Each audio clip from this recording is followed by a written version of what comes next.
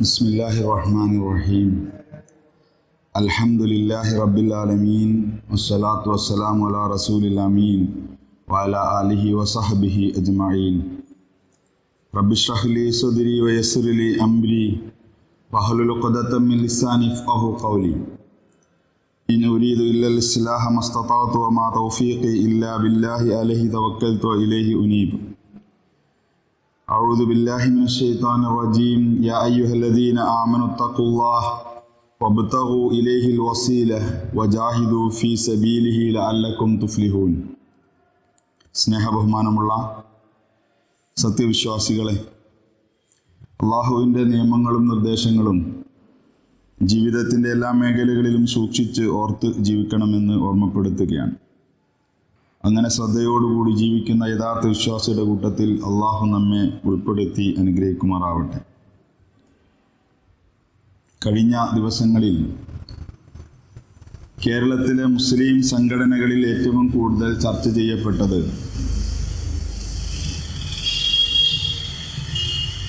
ഇടയാളന്മാരെ നിർത്തി അള്ളാഹുവിലേക്ക് അടുക്കുക എന്നത് ഞങ്ങളുടെ ആദർശമാണ് എന്ന് ഒരു വിഭാഗം ആളുകൾ പറഞ്ഞുകൊണ്ടിരിക്കുന്നു.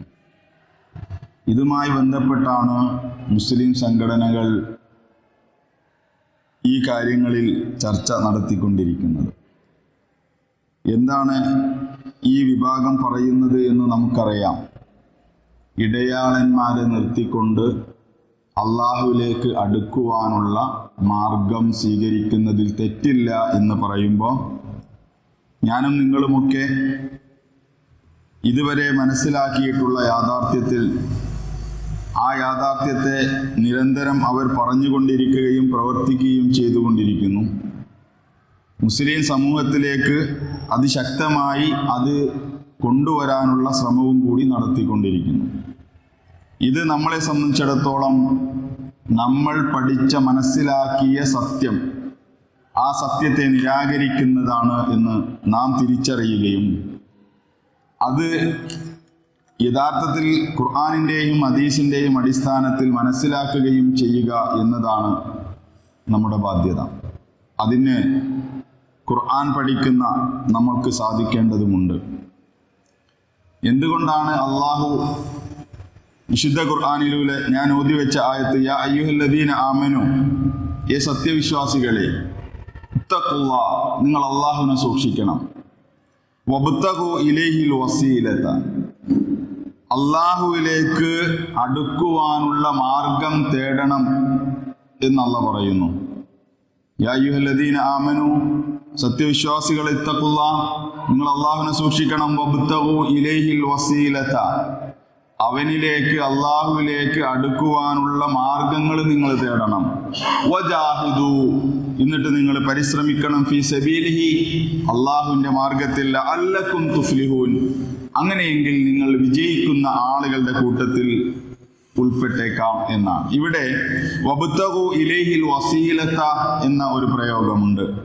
ഇവിടെയാണ് വസീല. വസീല എന്ന് പറഞ്ഞാൽ ഇടതേട്ടം എന്നാണ് മനസ്സിലാക്കുന്നത്. സമൂഹം അങ്ങനെയാണ് പഠിപ്പിക്കുന്നതും അതേപോലെ തന്നെ അതാണ് പ്രചരിപ്പിക്കുന്നതും. വബ്തഗു ഇലൈഹിൽ വസീല, നിങ്ങൾ അള്ളാഹുവിലേക്ക് അടുക്കുവാനുള്ള മാർഗം തേടണം എന്ന് അള്ളാഹ് പറയാം, നമ്മോടാണ് പറയുന്നത്. അതിന്റെ തൊട്ട് മുമ്പ് പറഞ്ഞതും അങ്ങനെ തന്നെ. യാ അയ്യുഹല്ലദീന ആമനു, വിശ്വസിച്ചവർ, ഇത്തഖുല്ലാഹ്, നിങ്ങൾ അള്ളാഹുവിനെ സൂക്ഷിക്കണം. അള്ളാഹുവിനെ സൂക്ഷിക്കണം എന്ന് പറഞ്ഞത് നമുക്ക് മനസ്സിലായി. എന്നാൽ വബ്തഗു, നിങ്ങൾ ആഗ്രഹിക്കണം, നിങ്ങൾ വിചാരിക്കണം. ഇലൈഹിൽ വസീല, അവനിലേക്ക് അടുക്കുവാനുള്ള മാർഗം നിങ്ങൾ കണ്ടെത്തണം, നിങ്ങൾ ആഗ്രഹിക്കണം, നിങ്ങൾ തേടണം എന്ന് നമ്മോടാണ് പറയുന്നത് അള്ളാഹു. അള്ളാഹുവിലേക്ക് അടുക്കുവാനുള്ള മാർഗം നിങ്ങൾ കണ്ടെത്തണം എന്ന് പറയുന്നു. എന്നിട്ട് വജാഹിദു, നിങ്ങൾ പരിശ്രമിക്കണം. ഫീ സബീലിഹി, ആ ഒരു മാർഗത്തിൽ, അള്ളാഹുവിന്റെ ആ മാർഗത്തിൽ നിങ്ങൾ ശ്രമിക്കണം, പരിശ്രമിക്കണം, ജിഹാദ് നടത്തണം. ലഅല്ലക്കും തുഫ്ലിഹൂൻ. ഇവിടെ വസീലത്ത് എന്ന ഒരു പദം, ഈ ഒരു പദമാണ് ഇന്ന് ഇടയാളന്മാരെ നിർത്തി അവരോട് ചോദിക്കുന്നതിൽ തെറ്റില്ല എന്ന് സമൂഹത്തെ പഠിപ്പിച്ചുകൊണ്ടിരിക്കുന്നത്. എന്താണ് ഇവിടെ വസീല എന്ന് പറഞ്ഞാൽ?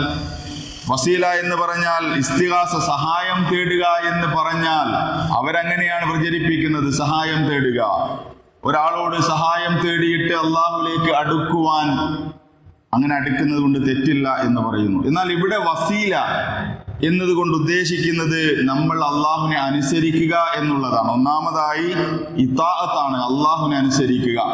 രണ്ടാമതായി ഖുർആൻ പാരായണം ചെയ്യുക, നമസ്കരിക്കുക, ഫർളായ കാര്യങ്ങൾ ചെയ്യുക. ഈ കാര്യങ്ങൾ വെച്ചുകൊണ്ടാണ് അവനിലേക്ക് അടുക്കുവാനുള്ള മാർഗം നിങ്ങൾ തേടേണ്ടത് എന്നാണ് ഖുർആൻ പറയുന്നത്. അവനിലേക്ക് അടുക്കുവാനുള്ള മാർഗം തേടേണ്ടത് ഖുർആൻ പഠിച്ച്, നമസ്കരിച്ച്, നോമ്പെടുത്ത്, സ്വാലിഹായ കർമ്മങ്ങൾ ചെയ്ത് ഇതുകൊണ്ട് അവനിലേക്ക് നിങ്ങൾ അടുക്കുക എന്ന് അള്ളാഹു പറയുമ്പോൾ, മറ്റുള്ള ആളുകൾ ചെയ്ത കർമ്മങ്ങൾ കൊണ്ട് ചോദിക്കുകയും എന്നിട്ട് അതുകൊണ്ട് അള്ളാഹുലേക്ക് നമുക്ക് അടുക്കാൻ സാധിക്കും എന്ന് വേറെ ഒരു വിഭാഗം പ്രചരിപ്പിക്കുന്നു. ഇവിടെയാണ് നമ്മൾ മനസ്സിലാക്കേണ്ടത്. പലപ്പോഴും സമൂഹത്തിലുള്ള ആളുകൾ ഹക്ക് ജാഹ് ബർക്കത്ത് എന്ന പ്രയോഗം ഉപയോഗിക്കാറുണ്ട്. ഹക്ക് ജാഹ് ബർക്കത്ത് എന്നുള്ള പ്രയോഗം ഈ ആളുകൾ ഉപയോഗിക്കാറുണ്ട്. ഹക്ക് എന്നാൽ എന്താണ്? ഈ യാഥാർത്ഥ്യങ്ങളെല്ലാം നമ്മൾ പഠിച്ച വിശുദ്ധ ഖുർആനിന്റെ ഈ യാഥാർത്ഥ്യങ്ങൾ വെച്ചുകൊണ്ട് നമ്മൾ അമല് ചെയ്യുന്നതിനെയാണ് ഹക്ക് എന്ന് പറയുക. ആ സത്യം ഉപയോഗിച്ച്, ആ യാഥാർത്ഥ്യം ഉപയോഗിച്ച് നമ്മൾ അള്ളാഹു പറഞ്ഞ രീതിയിൽ ജീവിക്കണം എന്നതാണ്. എന്നാൽ ജാഹ് എന്നാൽ ഒരു പദവിയാണ്, അതൊരു ദറജയാണ്, അതൊരു സ്ഥാനമാണ്. ഈ സ്ഥാനം ഏതെങ്കിലും ഒരു മനുഷ്യന് ലഭിച്ചാൽ, അള്ളാഹുവിന്റെ അടുക്കൽ ഒരു ആണിനോ ഒരു പെണ്ണിനോ നല്ല പദവി ലഭിച്ചാൽ ആ പദവിയിൽ നിന്ന് നമുക്ക് ചോദിക്കാം എന്നതാണ് ഈ സമൂഹം പഠിപ്പിക്കുന്നത്. എന്നിട്ട് അള്ളാഹുവിനോട് തേടുക, അവർ ചെയ്ത നന്മ കൊണ്ട് എന്നെ നീ രക്ഷപ്പെടുത്തണമേ എന്നതാണ് ഇവർ പ്രചരിപ്പിക്കുന്നത്. എന്നാൽ ഇസ്ലാം പ്രചരിപ്പിക്കുന്നതോ നമ്മളെ പഠിപ്പിക്കുന്നതോ നമ്മൾ ചെയ്ത നന്മകൾ കൊണ്ട് എന്നെ നീ രക്ഷപ്പെടുത്തണമേ എന്ന് പ്രാർത്ഥിക്കാനാണ്. ഇവിടെ സമൂഹം പഠിപ്പിക്കുന്നത് ഈ വ്യക്തി ചെയ്ത, ആ വ്യക്തി ആരാണെന്ന് നമുക്കറിയില്ല, ഒരു പക്ഷേ ഏതെങ്കിലും മഹാനായിരിക്കാം അവരുടെ ഭാഷയിൽ, അതും മനുഷ്യൻ തന്നെയാണ്. പക്ഷെ ആ വ്യക്തി ചെയ്ത കാര്യങ്ങൾ കൊണ്ട് ഞങ്ങളെ നീ രക്ഷപ്പെടുത്തണേ എന്ന് ഒരു വിഭാഗം പറയുമ്പോൾ, ഖുർആൻ നമ്മളെ പഠിപ്പിക്കുന്നത് നമ്മൾ പഠിച്ച വിശുദ്ധ ഖുർആനും നമ്മൾ അനുഷ്ഠിച്ചിട്ടുള്ള കർമ്മങ്ങൾ കൊണ്ട് നിങ്ങൾ അള്ളാഹുവിലേക്ക് അടുക്കുക എന്നാണ്. ഇതാണ് ഈ സമൂഹത്തിൽ ഇന്ന് രണ്ട് രൂപത്തിലുള്ള ചർച്ചകൾ നടക്കുന്ന വിഷയം. ഇവിടെ സൂചിപ്പിച്ചതുപോലെ സഹോദരങ്ങളെ, ഹക്ക് ജാഹ് ബർക്കത്ത് എന്നത് നമ്മൾ ചെയ്തിട്ടുള്ള, നമ്മൾ അനുഷ്ഠിച്ചിട്ടുള്ള സൽക്കർമ്മങ്ങൾ വെച്ചുകൊണ്ട് അള്ളാഹുവിലേക്ക് തേടുക എന്നതാണ്. വേറെ ഒരാള് ചെയ്തത് കൊണ്ട് നമുക്ക് യാതൊരു പ്രതിഫലവും ഇല്ല. അത് അവർക്കുള്ളതാണ്, അതുകൊണ്ട് അവർ അത് അനുഭവിക്കും. നമ്മൾ ചെയ്താൽ അത് നമുക്ക് നാളെ പരലോകത്തേക്കുണ്ടാകും. അതിനെ പ്രവാചകൻ സല്ലല്ലാഹു അലൈഹി വസല്ലമ പറഞ്ഞിട്ടുള്ള ഏറ്റവും നല്ല ഒരു സംഭവം നമുക്കറിയാം. 3 ആളുകൾ ഗുഹയിൽ കുടുങ്ങിയല്ലോ. ആ സമയത്ത് അവർ ചെയ്തത് എന്താണ്? ആ 3 ആളുകൾ ഗുഹയിൽ അകപ്പെട്ടു പോയപ്പോൾ അവർ ചെയ്ത പ്രവർത്തനം എന്താണ്? അത് പ്രവാചകൻ നമ്മെ പഠിപ്പിച്ചിട്ടുണ്ട്. ഒന്നാമത്തെ ആള് ചെയ്ത പ്രവർത്തനം എന്ന് പറയുന്നത് അവരുടെ മാതാപിതാക്കൾക്ക് പാല് നൽകിയിട്ടുള്ള സംഭവമാണ്. നമുക്കറിയാം ആ ചരിത്രം. ആദ്യം ആ മാതാപിതാക്കളെ കുടിപ്പിച്ചതിന് ശേഷമാണ് ആ ഒരു പുണ്യകർമ്മം, പാല് മറ്റുള്ളവരെല്ലാം കുടിച്ചത്. അതുകൊണ്ട് അതൊരു പുണ്യകർമ്മമായി എന്നിൽ നിന്ന് സ്വീകരിച്ച് ഞങ്ങൾ അകപ്പെട്ട ഈ പ്രയാസത്തിൽ നിന്ന് രക്ഷപ്പെടുത്തണമേ എന്ന് പ്രാർത്ഥിച്ചു. നോക്കൂ നിങ്ങൾ, ആ വ്യക്തി ചെയ്തിട്ടുള്ള കർമ്മമാണ്. അതേപോലെ രണ്ടാമത്തെ ആള് ഒരു സുന്ദരിയായ തൻ്റെ എളാപ്പയുടെ മകളെ ആഗ്രഹിച്ചു. അവളെ വിവാഹം കഴിക്കാനല്ല, അവളുമായി ഒന്ന് സംഗമിക്കാൻ ആഗ്രഹിച്ചു പോയി. പക്ഷേ അതിനുള്ള അവസരം ഒത്തുകിട്ടി. ആ സഹോദരിക്ക് പണത്തിന് ആവശ്യമുണ്ടായിരുന്നു. ഈ സഹോദരനോട് ചോദിച്ചു. അപ്പൊ ആ സഹോദരൻ പറഞ്ഞത്, ഞാൻ പണം തരാം, പക്ഷെ എനിക്ക് വഴങ്ങിത്തരണമെന്ന ഒരു കണ്ടീഷനായിരുന്നു.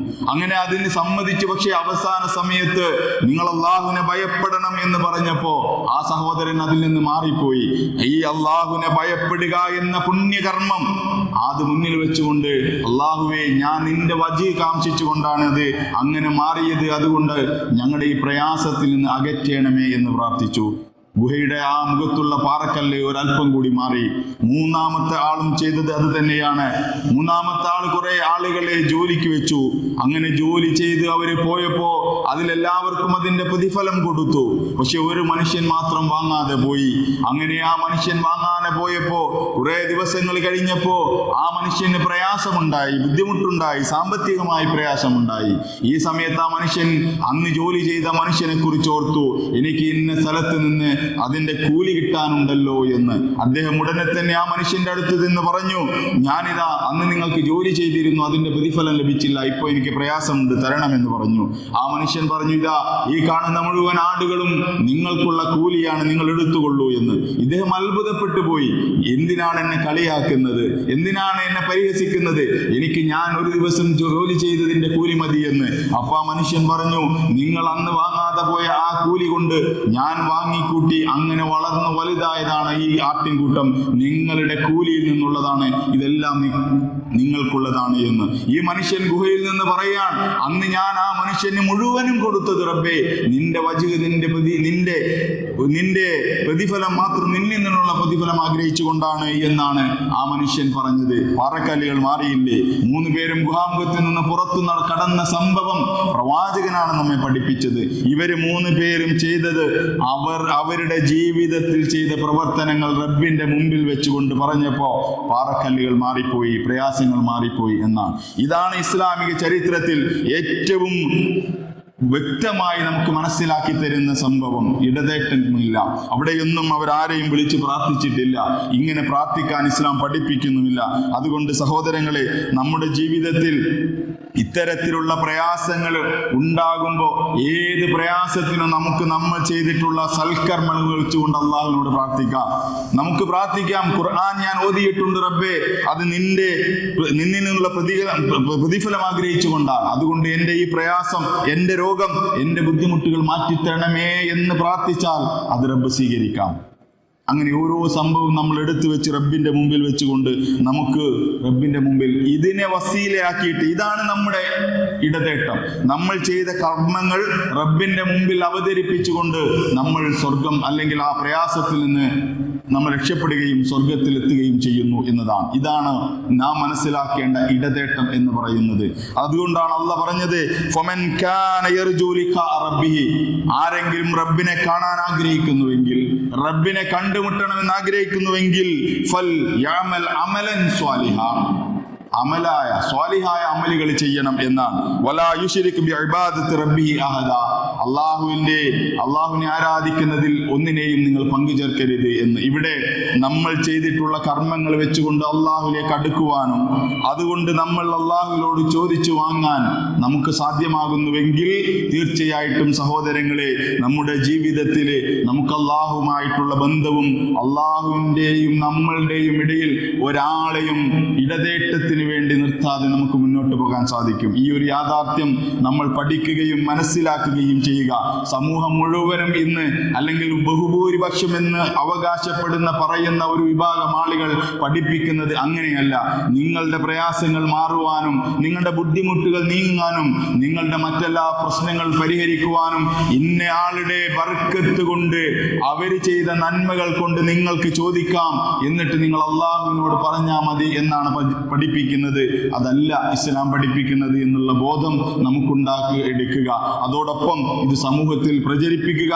ഇങ്ങനെ പ്രചരിപ്പിക്കുമ്പോൾ അത് യാഥാർത്ഥ്യമല്ല എന്നുകൂടി പറയേണ്ട ബാധ്യത എനിക്കും നിങ്ങൾക്കുമുണ്ട്. അങ്ങനെ ഈ വിശുദ്ധ ഖുർആനിനെ പഠിക്കുവാനും അത് മനസ്സിലാക്കുവാനും സമൂഹത്തിൽ നാം പഠിച്ചിട്ടുള്ള യാഥാർത്ഥ്യങ്ങൾ എത്തിക്കുവാനുമുള്ള ഒരു ശ്രമവും നമ്മുടെ ഭാഗത്ത് ഉണ്ടാകണമെന്ന് ഓർമ്മപ്പെടുത്തുകയാണ്. അങ്ങനെ ജീവിക്കുന്ന യഥാർത്ഥ വിശ്വാസിയുടെ കൂട്ടത്തിൽ ഉൾപ്പെടാൻ അള്ളാഹു നമ്മെ അനുഗ്രഹിക്കുമാറാവട്ടെ. നമ്മളിൽ നിന്ന് വന്നുപോയിട്ടുള്ള തെറ്റുകുറ്റങ്ങൾ അള്ളാഹു വിട്ടുപുറത്ത് മാപ്പാക്കി തരുമാറാവട്ടെ. ദീൻ പഠിക്കുവാനും അതനുസരിച്ച് അമലിൽ ചെയ്യുവാനും ഏറ്റവും നല്ല അമലുമായി റബ്ബിനെ കണ്ടുമുട്ടാൻ അള്ളാഹു നമുക്ക് തൗഫീഖ് നൽകി അനുഗ്രഹിക്കുമാറാവട്ടെ. റബ്ബന ആതിനാ ഫിദ്ദുനിയ ഹസന വഫിൽ ആഖിറതി ഹസനതൻ വഖിനാ അദാബന്നാർ. അല്ലാഹുമ്മ സ്വല്ലി വസല്ലിം അലാ നബിയിനാ മുഹമ്മദിൻ വഅലാ ആലിഹി വസഹ്ബിഹി അജ്മഈൻ.